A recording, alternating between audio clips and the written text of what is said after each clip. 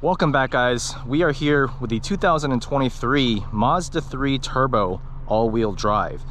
This one is fully loaded at just over $35,000. We're going to take it for a drive today, and we're going to see if it has any spiciness to it whatsoever. If you guys remember the old Mazda Speed 3 models, those are some of the most exciting, dynamically engaging, and fun to drive hot hatches of the era.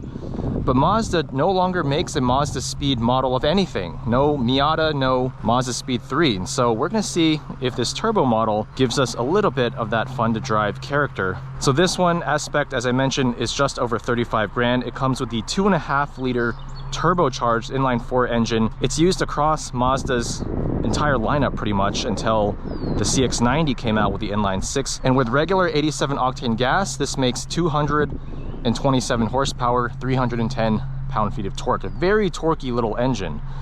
If you consider the fact that even the Mazda CX-9 uses the same engine, and that's an over 2-ton 3-row SUV, you can imagine how quick this thing would be off the line, especially with all-wheel drive.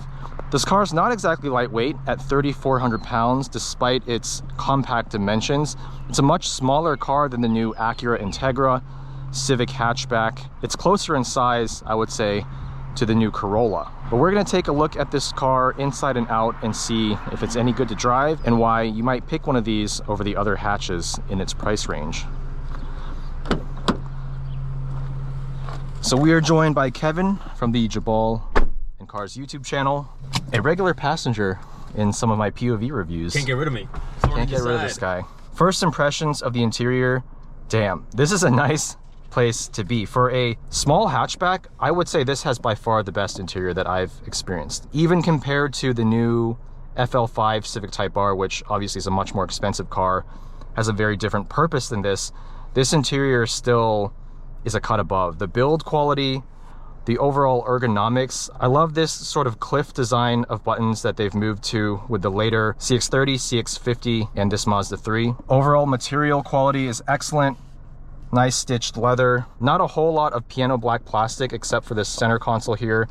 The steering wheel, thankfully, is all matte buttons, silver finish, leather wrapped 3-spoke. Everything feels very familiar if you've driven any modern Mazda product. The design language and interior layout of controls is pretty much the same across all the models. Feels very familiar. I love the design language, I love the ergonomics. Even though the FL5 Civic, and I guess the Civic SI would be more relevant to compare here, has a very nice interior, I would agree this is a little bit above. Just a little bit classier. Fully loaded, we do have heated steering wheel, heated seats, no ventilated seats, unfortunately. We have an infotainment screen that can be used with this rotary dial. It works very well once you get used to it, and it supports Apple CarPlay and Android Auto. As for the gauge cluster, we have a very classic Mazda design, analog tach on the left, and then your temperature and fuel gauge on the right, also analog. Seats are very comfortable. They don't have a lot of side bolstering for either your thighs or your back or your shoulders, but that's fine. This is not trying to be a hot hatchback. It is no Mazda Speed 3, and you can tell the moment you sit inside. Everything has a feeling of quality but heft to it, and once we drive it, it'll be very apparent.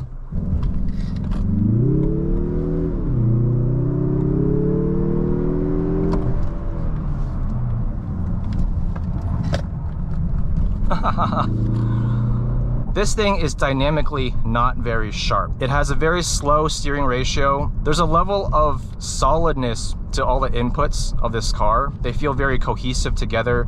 The steering, the 6-speed automatic torque converter transmission, as well as the brakes and the throttle response. Everything's a little bit dull, a little bit slow, not all that sharp, not all that responsive. It feels a lot more German than Japanese in a lot of ways. Same with the ride quality. It has good ride comfort, fairly low NVH levels, not much tire noise at all, even at 50 miles an hour. You can tell this car was built primarily for comfort. We've been driving this thing around for the better part of 2 days, mostly just on the freeway or around town here in Milwaukee, and we've averaged 29.1 miles per gallon. Now this 2.5 liter turbocharged 4-cylinder engine, I think it matches this chassis, this Mazda 3 hatchback body style, a lot better than the same application of this engine in, say, the CX-9. All the current Mazda models outside of the CX-90 all use this engine. This engine is tuned primarily for low-end torque. There is no top end to this engine at all. There's no point revving it out past around 5,000 RPM. So I'll demonstrate here. Torque, torque, torque, 5,000. Actually, it'll shift for you at just over 5,000 RPM, even when you're foot to the floor. This car is very zippy around town at 3,400 pounds with 227 horsepower. That doesn't sound great, but the 310 pound-feet of torque, that's what makes the difference, and that's what makes this car feel so powerful, especially from low speed.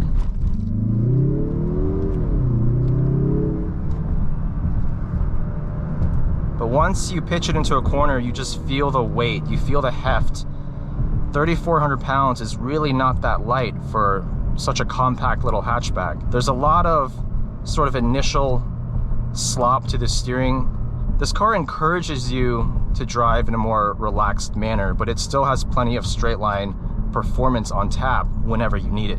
The only downside is that this 6-speed torque converter automatic does feel its age. The shifts really are not quick at all by modern standards. A ZF 8-speed automatic or any modern dual clutch absolutely murders this thing in terms of shift speed. But thankfully, I think this transmission works fine for this car because number one, it is very smooth. You don't feel a significant dip in torque every time you change gears. And number two, because of the way the engine is tuned for low-end torque, you actually don't need more than 6 speeds. You can have longer gear ratios and still feel like the engine is always in its power band, which is effectively from idle around 1,000 RPM up to around 5,000. Brake pedal feel is exactly as you'd expect for a car of this type.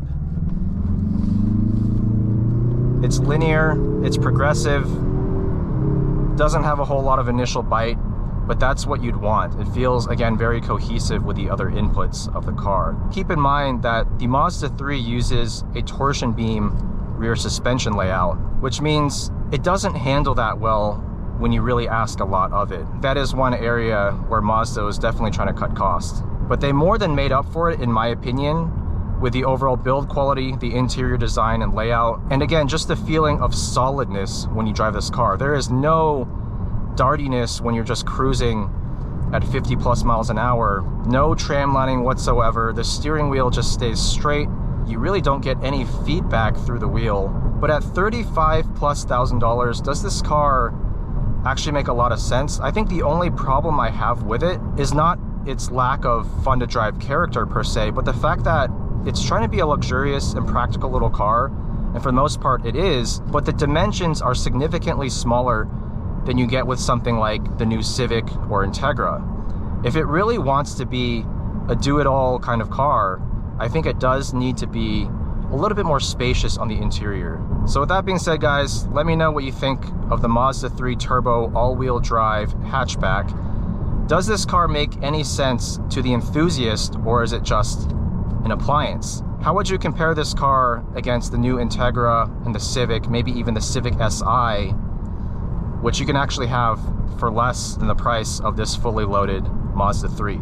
Let me know your thoughts. A big thank you to Mazda for providing this loaner, and I'll see you guys in the next one.